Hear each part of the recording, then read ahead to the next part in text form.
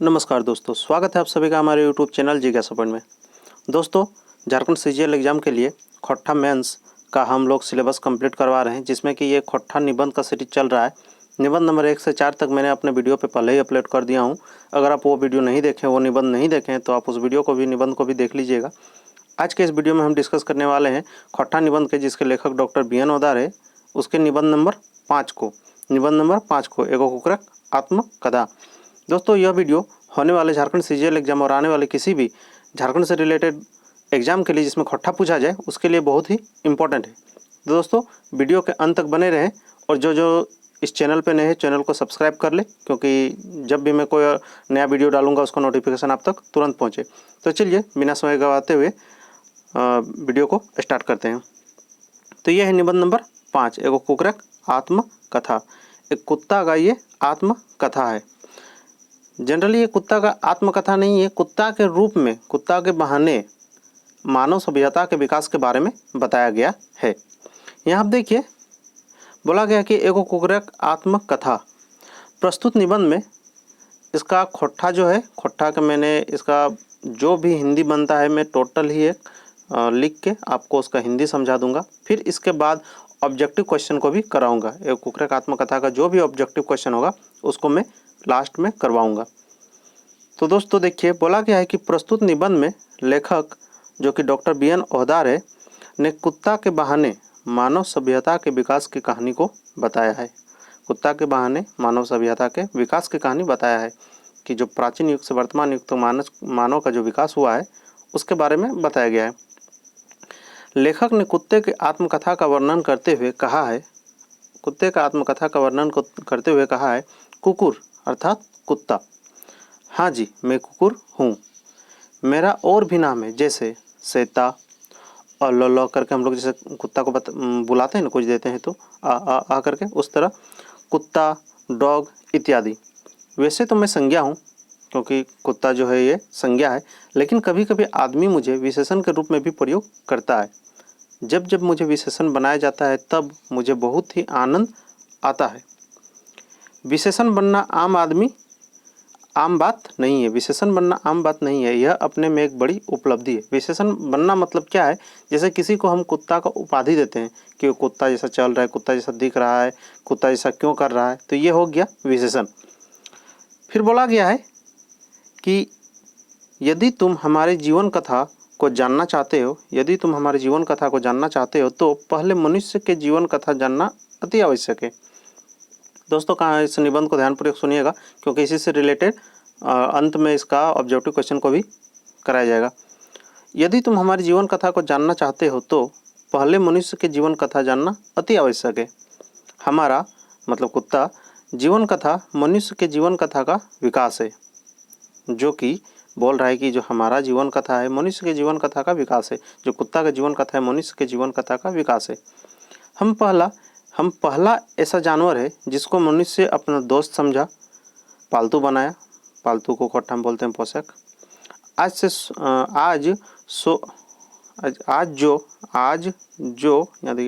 जो गाय रानी बनी बैठी है, ये तो हमसे हजारों सालों बाद पालतू बनी।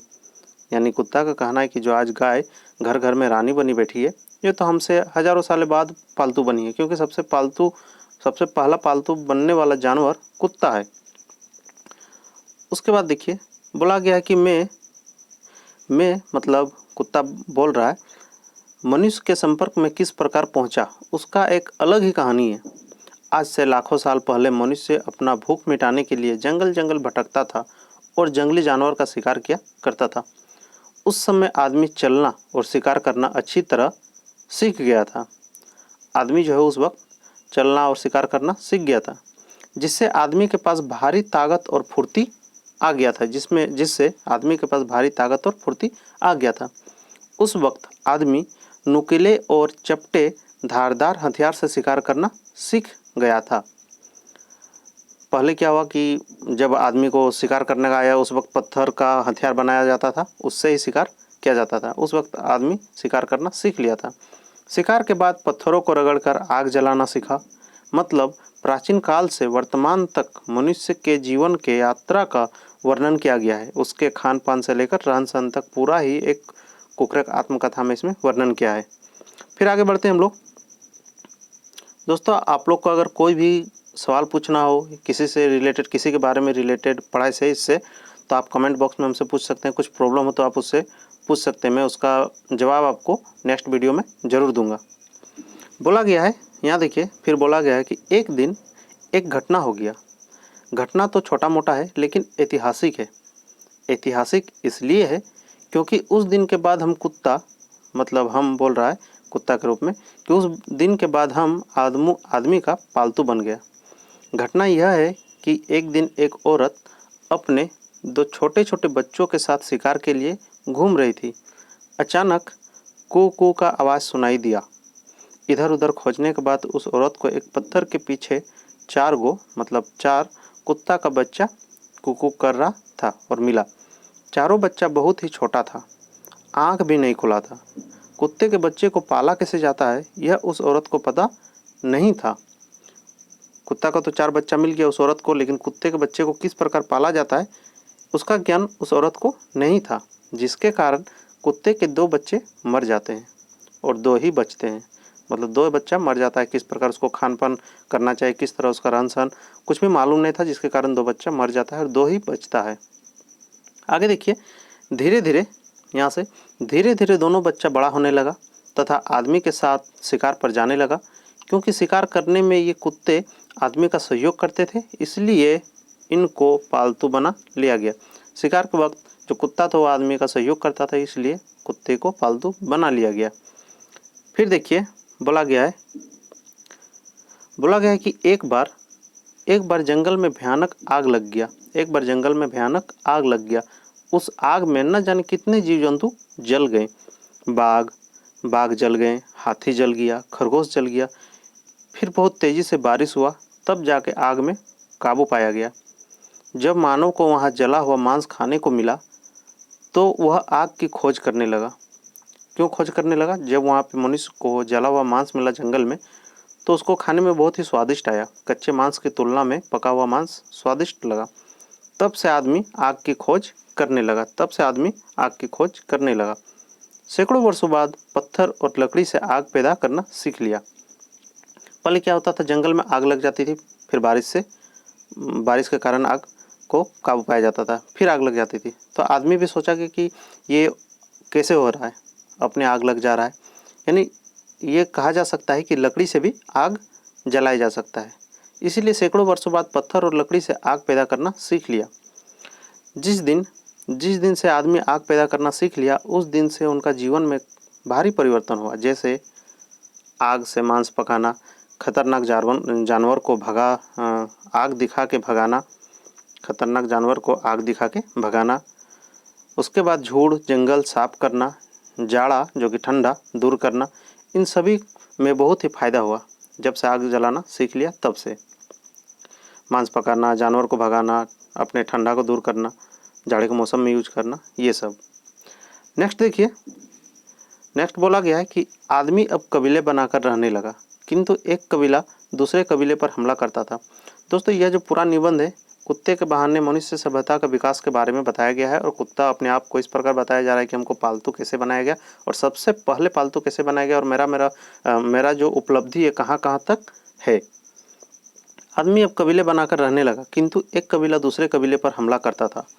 जो कबीला हार जाता था उसके पुरुषों को मार दिया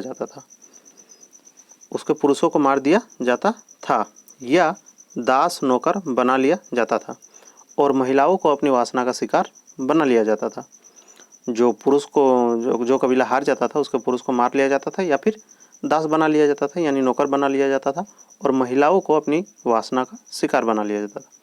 कभी कभी तो सभी पुरुषों को मार दिया जाता था और जो महिलाएं बचती थी उनके साथ काफ़ी मारपीट करके सर को फोड़ दिया जाता था। माथा से खून निकलता था, मतलब सिर से। इसी का अवशेष या प्रतीक के रूप में आज भी महिलाएं अपने माथे पर सिंदूर लगाती है। मतलब उसी धारणा को मानते हुए, जब सिर को फोड़ दिया जाता था, खून निकलता था, उसी का अवधारणा को मानते हुए आज महिलाएं अपने माथे पर सिंदूर लगाती है और हाथों में लोहे की चूड़ी यानी मठिया धारण करती है। नेक्स्ट देखिए, बोला गया है उस काल में समानता का भावना काफ़ी प्रबल था। शिकार में मुझे भी हिस्सा मिलता था। कुत्ता कह रहा है कि शिकार में मुझे भी हिस्सा मिलता था। अर्थात उस समय निम्नलिखित 3 भावनाएं कण कण में व्याप्त थी।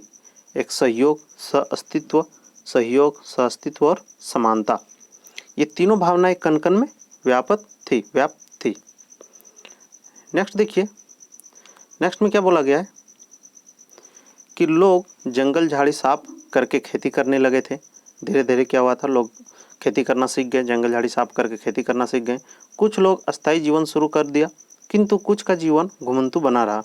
कुछ का तो अस्थायी जीवन शुरू हो गया, खेती करके अस्थायी जीवन अपना जीवन यापन करना शुरू कर लिया, लेकिन कुछ का जीवन जो है घुमंतु बना रहा। जैसे बिरहोर जाति का था, बिरहोर जनजाति का, मल्हार का, कोरबा का, ये सब का घुमंतु बना रहा। आज भी लोग घुमंतु जीवन शैली और झूम खेती करते हैं। सुने होंगे, अभी भी लोग घुमंतु जीवन शैली और झूम खेती करते हैं। नेक्स्ट देखिए, बोला गया है कि आरंभिक दौर में पत्थरों के औजार का प्रयोग किया जाता था। बाद में तांबे का खोज हुआ। उसके 2-2.5 हजार वर्ष बाद आदमी लोहा निकालना सीख लिया, मतलब लोहे का सामान बनाना सीख लिया। लगभग आधा मिलियन अर्थात 5 लाख वर्ष तक पत्थरों के औजार का प्रयोग करता रहा। जब तांबा और लोहा से परिचय हुआ तब इससे औजार बनाने सीख लिया। मतलब बताया जा रहा है कि बहुत पहले जो था कि पत्थरों के औजार से ही सब कुछ काम किया जाता था, लेकिन 2-2.5 हजार के वर्ष के बाद आदमी को लोहे का पता चला, लोहा निकालना सीख गया, उससे औजार बनाने सीख लिया, लोहे से भली भांति परिचित हो गया, वही बताया जा रहा है। नेक्स्ट देखिए, बोला गया है कि मानव सभ्यता के आरंभिक चरण में महिलाओं की स्थिति काफ़ी अच्छी थी। पुत्र को माता के नाम से पहचाना जाता था। जो उसका पुत्र था उसको माता के नाम से पहचाना जाता था। यह परंपरा काफ़ी बाद तक देखा गया। जैसे महाभारत और रामायण में भी इसके उदाहरण मिलते हैं। महाभारत और रामायण में भी इसके उदाहरण मिलते हैं। जिस प्रकार गंगा का पुत्र, यहाँ देखिए, जिस प्रकार गंगा का पुत्र यानी गंगा पुत्र किसको कहते हैं, भीष्म को कहते हैं। ये सब याद रखिएगा, पूछा जा सकता है। जिस प्रकार गंगा का पुत्र यानी गंगा पुत्र, इसमें माँ के नाम से जाना जा रहा है। जैसे गंगा का पुत्र है तो गंगा पुत्र, कुंती का पुत्र कौंतेय जिसको क्या बोलते हैं, अर्जुन, राधा का पुत्र राधे पुत्र यानी कर्ण होते हैं। ये सब को माता के नाम से बोला जा रहा है।